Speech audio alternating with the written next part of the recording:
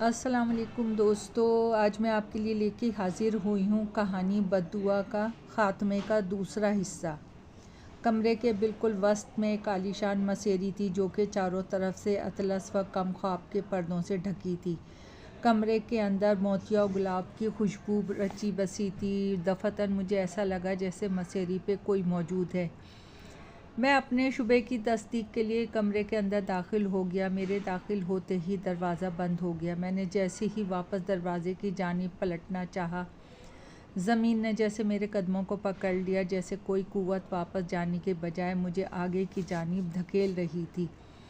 कमरा नहायत ही शानदार था। चारों तरफ नीमुरिया लड़कियों की बड़ी बड़े पोर्ट्रेट सजे हुए थे। कमरे का फर्नीचर गर्द आलू ज़रूर था, मगर आलीशान और महंगा था। कमरे की सजावट से साहिब कमरे के शौकीन मिजाज होने का अंदाज़ा होता था। मुझे अंदाज़ा हो गया नवाब ज़फ़र अली ख़ान किस कदर शौकीन मिजाज इंसान थे। ये वो मसेरी थी जिसकी चादर ने ना जाने कितनी इज़्ज़तों को मैला किया था। वाकई वो ख़ुदकशी ही के मुस्तहिक थे और ये कमरा ना जाने कितनी बेचैन रूहों का मरकज़ था। बाईं तरफ वाली दीवार पे दादा की बड़ी ही खूबसूरत और रगूनत आमेज़ तस्वीर लगी हुई थी। आँखों में सुर्खी और होठों पे मुतफ़र आमेज़ मुस्कुराहट, चेहरे पे रगूनियत ये ज़ाहिर कर रही थी कि ये शख्स इंसानों को कीड़े मकोड़े समझता होगा। मसेरी का पर्दा हिल रहा था जैसे कि कोई इस मसेरी पे मौजूद है। जैसे ही वो पर्दा मैंने हटाया, हैरत व खौफ के सबब मेरी आंखें पट्टी की पट्टी रह गईं। मसेरी पे एक जिस्म नीम मुर्दा हालत में पड़ा था और उस पूरे जिस्म को ज़र्द रंग के छोटे छोटे चमकदार कीड़ों ने ढांप रखा था। मैं हैरत व खौफ से ये मंज़र देख रहा था कि वो जिस्म उठ बैठा और इसने मेरी जानिब हाथ बढ़ाया।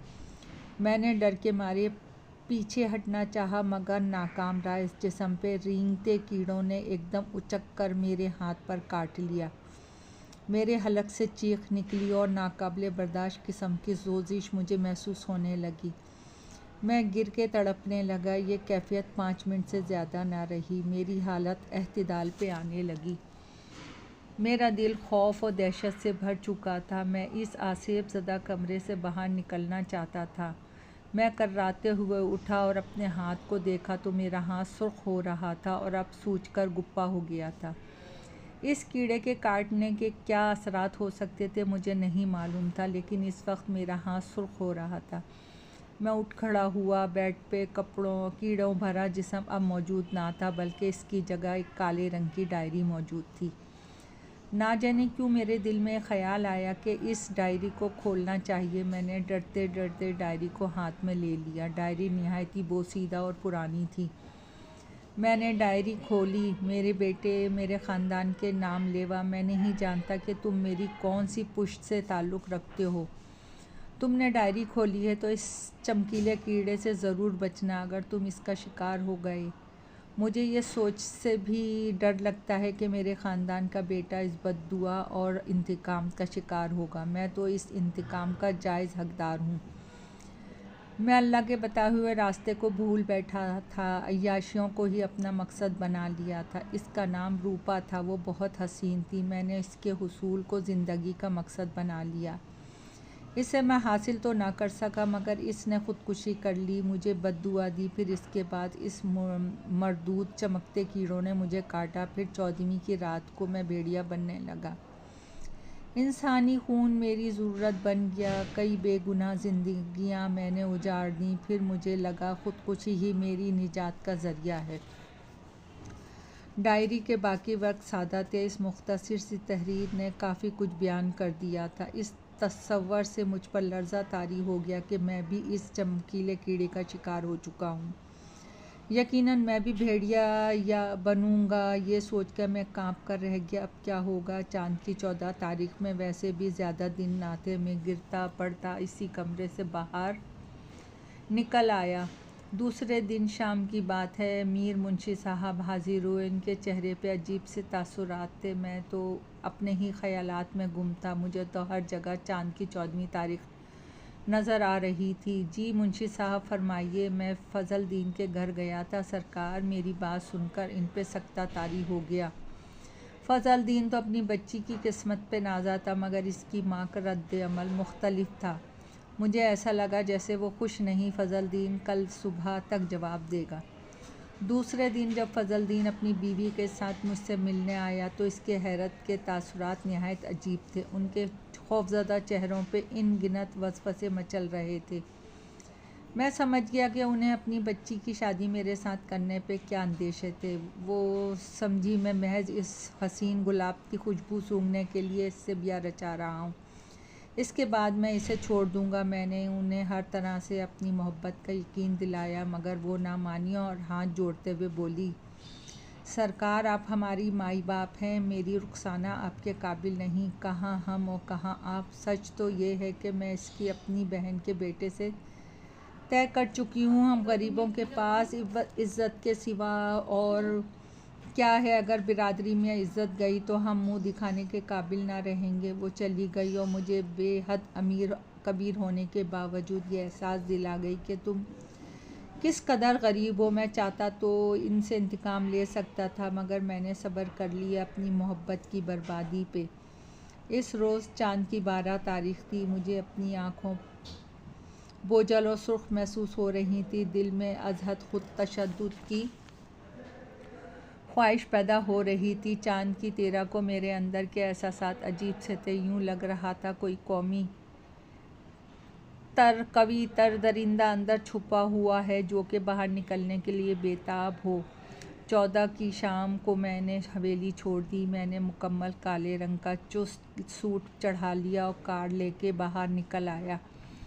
मुझे जैसे कोई मजबूर कर रहा था, जैसे कोई मेरे अंदर मौजूद था मुझे शैतानी कामों पे उस्का रहा था। मुझे महसूस हो रहा था कोई शैतानी कुव्वत मेरे अंदर मौजूद है। काफ़ी देर तक ड्राइविंग के बाद कार एक मैखाने के सामने रोक दी। इस मैखाने के साइन बोर्ड पे अंग्रेज़ी में बड़े बड़े हुर्फों में लिखा था, बार। मैं बेसब्री से आगे बढ़ा। शराब खाने का दरवाज़ा अंदर से बंद था। इसके धुंधले शीशों से अंदर का मंजर साफ नज़र आ रहा था।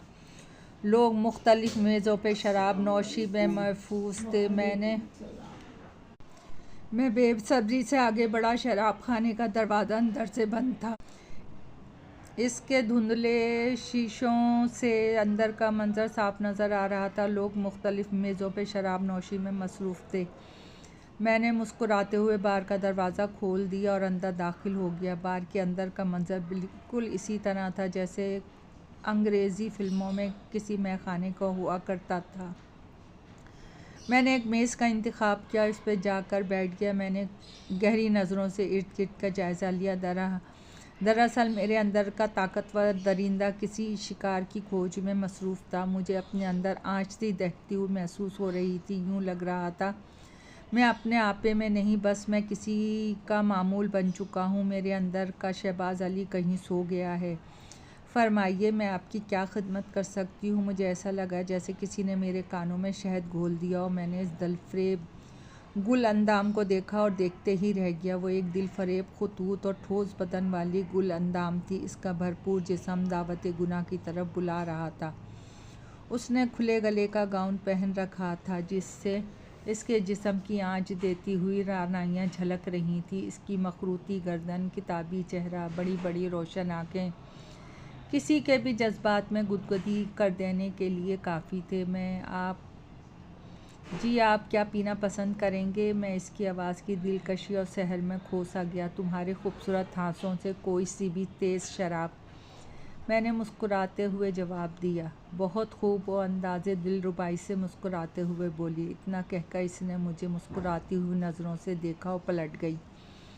मैं उसे जाता हुआ देखता रहा। इसके चलने का अंदाज़ बहुत दिलकश था। थोड़ी देर बाद वो वापस आई। इसके हाथ में गिलास और बोतल मौजूद थी। मैं ज़िंदगी में पहली बार आबे शैतान को मुंह लगा रहा था। मैं जिस शैतानी कुव्वत के ज़ेर असर था, ये सब इसकी वजह से था। वो बोतल मेज़ पे रख कर मेरे साथ ही बैठ गई।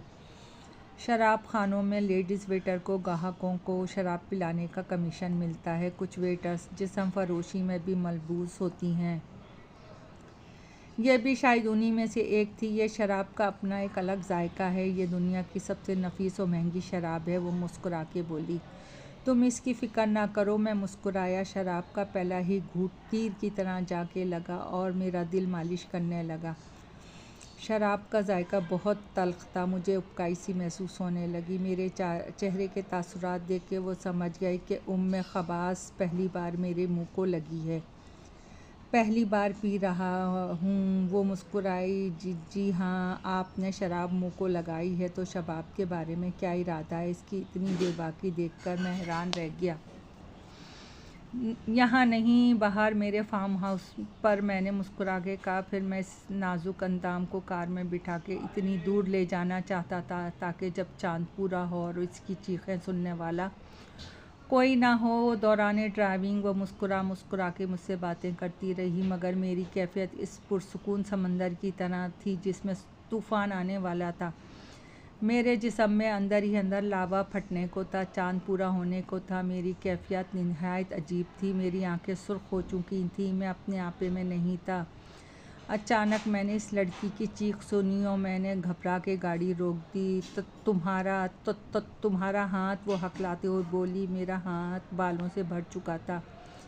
मेरे हाथों की साख तब्दील हो चुकी थी। वो अंदर की तरफ मुड़ गए थे। हाँ जानेमन, आज तुम मेरा शिकार हो। मैंने इसकी तरफ हाथ बढ़ाया, मगर वो चीखती हुई गाड़ी से बाहर निकल गई। चांद पूरा हो चुका था। मैंने चीखना शुरू कर दिया। 5 मिनट के अंदर अंदर मैं भेड़िया बन चुका था, इंसानी भेड़िया। मैं गाड़ी का दरवाज़ा खोल के इसके पीछे लपका। मैंने जल्दी से इसे जाल लिया और इसे सड़क पर गिरा दिया। इसके कपड़े भी फट चुके थे। मैंने इसके नरगटे पे अपने दांत गाड़ दिए। मेरे अंदर का शहबाज मर चुका था। अब मैं सिर्फ भेड़िया था, इंसानी भेड़िया। इसे मैंने पूरी तरह से नोच खसोट दिया। वो मर चुकी थी, मगर मेरी वहशत जिंदा थी। फिर इसके शिकार के बाद मैं घर कैसे पहुंचा मैं नहीं जानता। मेरे वजूद ने मुकम्मल भेड़िया का रूप नहीं लिया था, बल्कि इंसानी भेड़िया बन चुका था। सुबह हुई तो मेरा दिल रात वाले वाक़े पर मुझे धुतकारने लगा। मैं संजीदगी से इसके बारे में सोचने रहा था कि किस तरह इस अज़ाब से निजात पाएँ।